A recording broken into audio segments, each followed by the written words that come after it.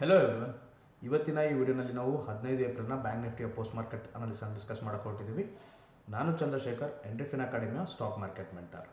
ಮೊದಲನೇದಾಗಿ ಬ್ಯಾಂಕ್ ನಿಫ್ಟಿಯನ್ನು ನಾವು ನೋಡಬೇಕಂತ ಅಂದರೆ ಡೈಲಿ ಟೈಮ್ ಫ್ರೇಮ್ ಅನಾಲಿಸಿಸನ್ನು ಮಾಡೋಣ. ಡೈಲಿ ಟೈಮ್ ಫ್ರೇಮ್ ಅನಾಲಿಸಿಸಲ್ಲಿ ಬ್ಯಾಂಕ್ ನಿಫ್ಟಿ ಹೇಗೆ ಮೂವ್ ಆಗಿದೆ ಅಂತ ನೋಡೋದಾದರೆ ಲಾಸ್ಟ್ ಟ್ರೇಡಿಂಗ್ ಸೆಷನ್ ನಮಗೆ ಇಲ್ಲಿ ತುಂಬ ಇಂಪಾರ್ಟೆಂಟ್ ಆಗುತ್ತೆ. ಲಾಸ್ಟ್ ಟ್ರೇಡಿಂಗ್ ಸೆಷನಲ್ಲಿ ಬ್ಯಾಂಕ್ ನಿಫ್ಟಿ ಏನಾಗಿದೆ ಅಂತ ನೋಡೋದಾದರೆ ಒಂದು ಇನ್ವರ್ಟೆಡ್ ಹ್ಯಾಮರ್ ರೀತಿಯಾದ ಅಥವಾ ಒಂದು ಟ್ರೆಂಡ್ ರಿವರ್ಸಲನ್ನು ಇಂಡಿಕೇಟ್ ಮಾಡುವಂಥ ಒಂದು ಪ್ಯಾಟರ್ನ್ ಫಾರ್ಮೇಷನ್ ಆಗಿರುವಂಥದ್ದು. ಅದರ ಹಿಂದಿನ ಅಂದರೆ ಒಂದು 4-5 ಲಾಸ್ಟ್ 4-5 ಟ್ರೇಡಿಂಗ್ ಸೆಷನನ್ನು ನಾವು ನೋಡೋದಾದರೆ ಆಲ್ಮೋಸ್ಟ್ 2 ದಿನ ದೋಜಿ ಪ್ಯಾಟರ್ನ್ ಫಾರ್ಮೇಷನ್ ಆಗಿರುವಂಥದ್ದು.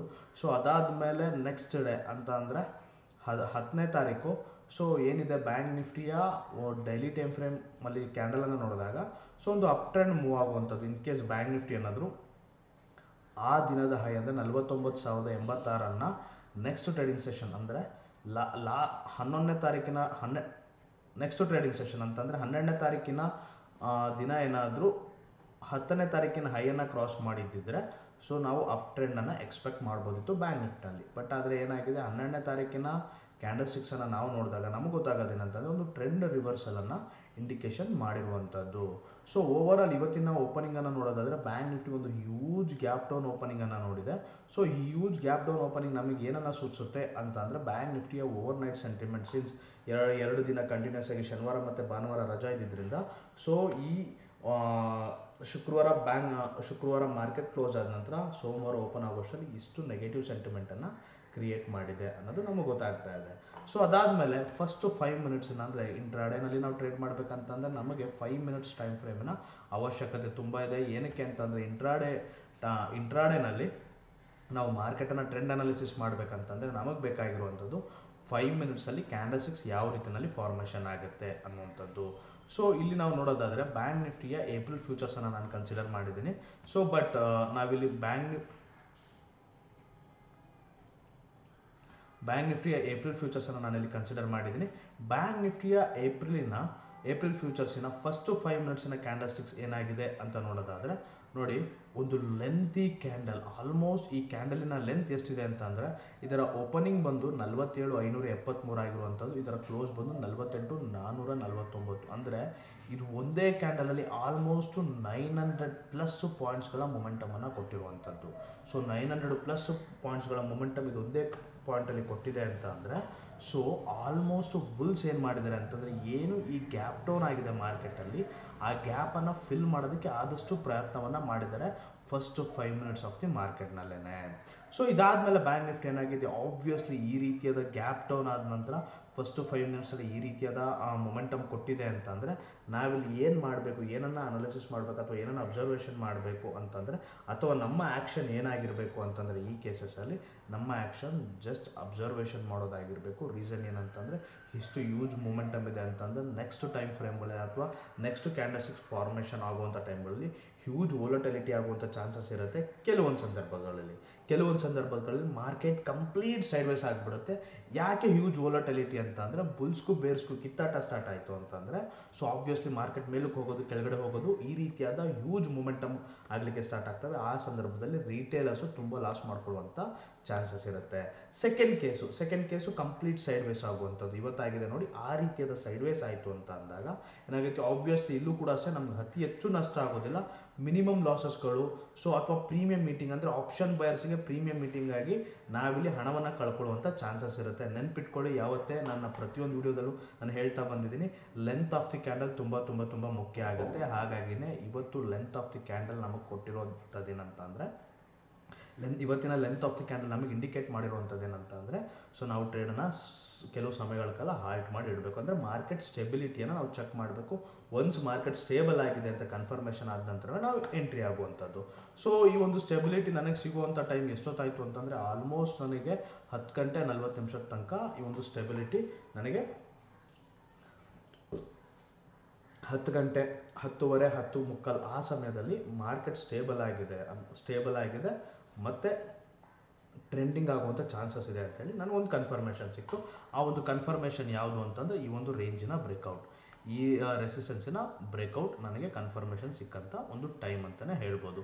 ಈ ಟೈಮಲ್ಲಿ ನಾನು ಸೆಲೆಕ್ಟ್ ಮಾಡಿದಂಥ ಸ್ಟ್ರೈಕ್ ಪ್ರೈಸ್ ಯಾವುದು ಅಂತ ಅಂದರೆ 49,700 ಸಿ ಇ ಆಗಿತ್ತು.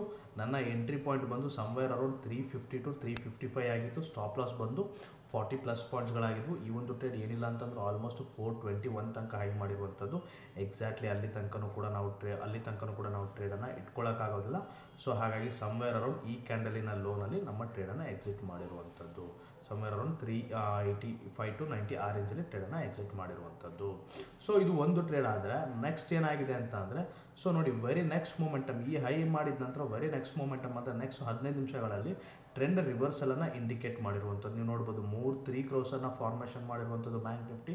ಸೊ ಇದೇನು ಇಂಡಿಕೇಶನ್ ಮಾಡ್ತಾ ಇದೆ ಅಂತಂದರೆ ಟ್ರೆಂಡ್ ರಿವರ್ಸಲನ್ನು ಇಂಡಿಕೇಟ್ ಮಾಡ್ತಾ ಇದೆ. ಏನು ಈ ಝೋನ್ ಬ್ರೇಕೌಟ್ ಆಗಿತ್ತು, ಬ್ರೇಕೌಟ್ ಆಗಿ ನೆಕ್ಸ್ಟ್ ರೆಸಿಸ್ಟೆನ್ಸನ್ನು ಏನು ಕ್ರಿಯೇಟ್ ಮಾಡಿತ್ತು, ಇಲ್ಲಿಂದ ರಿವರ್ಸಲ್ ಆಗಿರುವಂಥದ್ದು. This is the indication that ಈ ಪಾಯಿಂಟಿಂದ ನಾವು ಬ್ಯಾಂಕ್ ನಿಫ್ಟಿಯನ್ನು ಡೌನ್ ಸೈಡ್ ವ್ಯೂ ಅಲ್ಲಿ ಮಾತ್ರ ನೋಡಬೇಕು ಅನ್ನೋ ಒಂದು ಇಂಡಿಕೇಶನನ್ನು ಈ 3 ಕ್ರೋಸ್ ಕ್ಯಾಂಡಲ್ಸ್ಟಿಕ್ಸ್ ಪ್ಯಾಟರ್ನ್ಸ್ ಕೊಡ್ತಾ ಇದೆ.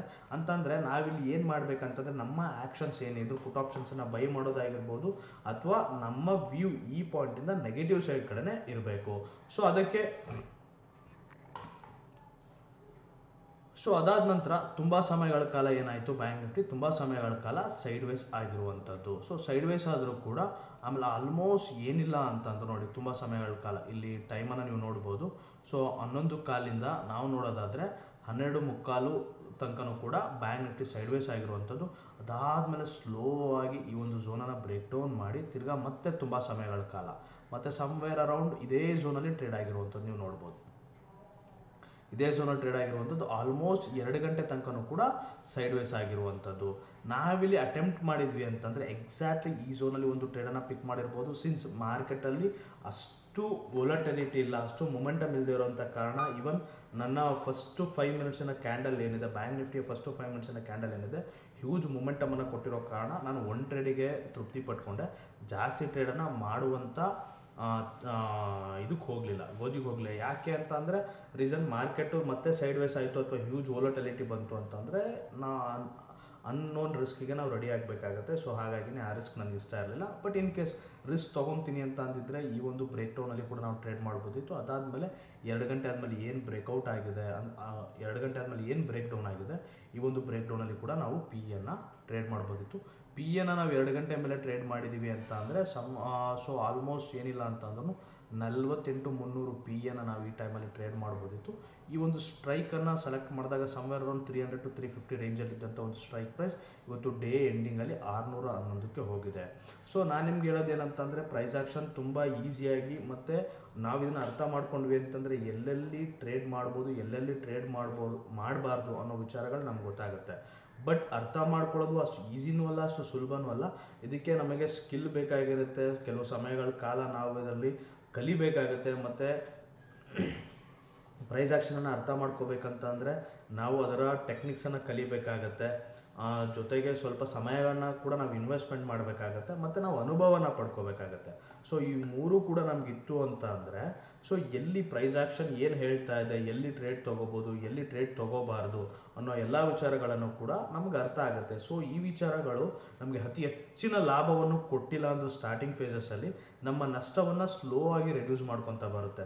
ಸ್ಲೋ ಆಗಿ ರೆಡ್ಯೂಸ್ ಮಾಡ್ಕೊತಾ ನಾವು 10,000 ಕಳ್ಕೊಳ್ಳೋ ಜಾಗದಲ್ಲಿ 5,000 ಕಳ್ಕೊತೀವಿ, 5,000 ಕಳ್ಕೊಳ್ಳೋ ಜಾಗದಲ್ಲಿ 1,000 ಕಳ್ಕೊತೀವಿ, 1,000 ಕಳ್ಕೊಳ್ಳೋ ಜಾಗದಲ್ಲಿ ಏನೂ ಕಳ್ಕೊಳ್ಳದೆ ಸೊ ಅದನ್ನು ಪ್ರಾಫಿಟಿಗೆ ಟರ್ನ್ ಆಗುವಂಥ ಕೇಪಬಿಲಿಟಿ ಸ್ಲೋ ಆಗಿ ಅಥವಾ ಗ್ರ್ಯಾಜುವಲ್ ಆಗಿ ನಮ್ಗೆ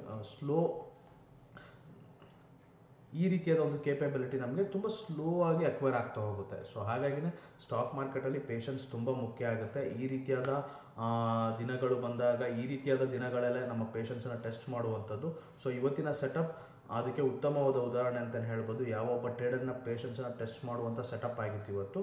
ಸೊ ಬಟ್ ಸ್ಟಿಲ್ ನನ್ನ ಔಟ್ಪುಟ್ ಪಾಸಿಟಿವ್ ಆಗೇ ಇತ್ತು. So but I could able to take only 1 trade, but it's a positive trade. Hope ಈ ವಿಡಿಯೋ ನಿಮಗೆ ಇನ್ಫಾರ್ಮೇಟಿವ್ ಆಗಿದೆ ಮತ್ತು ತುಂಬ ಇಷ್ಟ ಆಗಿದೆ ಅಂದ್ಕೊತೀನಿ. ಸೊ ಈ ವಿಡಿಯೋನ ಪೂರ್ತಿಯಾಗಿ ನೋಡಿದ್ದಕ್ಕಾಗಿ ಧನ್ಯವಾದಗಳು.